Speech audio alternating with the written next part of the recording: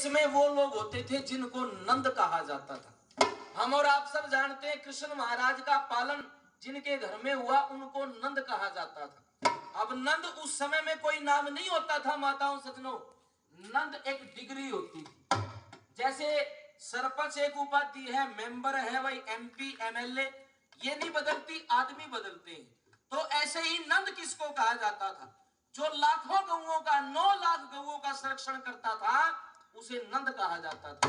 और 9 लाख पे बात नहीं रुकी, जो 50 लाख गौओं की देखरेख करता था इस देश में उसको वृषभानु कहा जाता था।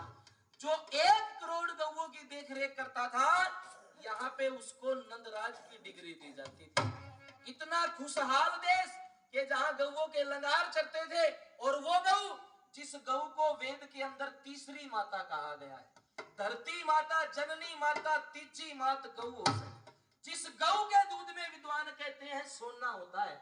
आपने कभी ध्यान से देखा हो तो गौ दूध से जो घी निकलता है ना, उसको ध्यान से देखना, आपको उसके अंदर सोने की आकृति दिखाई देगी, ऐसा रंग उसका होता है। और उसके दूध में वो फुर्ती, वो पवित्रता के विद्वान उसको दूध ही नहीं मानते। एक स्वामी जी से पूछ लिया, जैसे हमारे स्वामी जी बैठे हैं, इन जैसे गुणी व्यक्ति से पूछा कि जी बताओ स्वामी जी दूध किसका बढ़िया होता है, किसका दूध पीवे जो बढ़िया हो? तो स्वामी जी ने कहा भाई दूध तो बढ़िया भैंस का होता है। इन्होंने कहा जी आप रोज तो प्रचार करते हो गौ माता का और भैंस का दूध बढ़िया बता रहे, लोग कैसे पालेंगे गौ को? जिसका बढ़िया होगा उसे न पालेंगे। स्वामी जी ने कहा भाई आपने ये पूछा ना दूध बढ़िया किसका होता, तो दूध तो भैंस का ही हो भाई। बोले फिर गौ का क्या होता है? बोले बावड़े गौ का दूध थोड़ा हो, गौ का तो अमृत होता है, अमृत, जिसे देवता भी जो है पसंद किया करते हैं। तो वो वक्त था कि गौ के लिए स्वर्णिम काल था, लेकिन एक आज का समय है, सुबह का सूरज निकलने से पहले कई हजार गौओं की गर्दन पर आरे चल जाते हैं, हथों के अंदर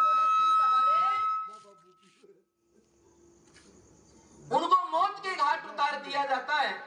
और गौओं की आज जो दुर्दशा हमारे देश में, राम और कृष्ण के देश में देखने को मिलती है, इसकी कभी किसी ने कल्पना भी नहीं की थी। पहले अनपढ़ आदमी भी जो अपने मकान बनाता था ना, तो गौ दूध घरों में इतना होता था कि अतिथि सत्कार की होड़ लगती थी।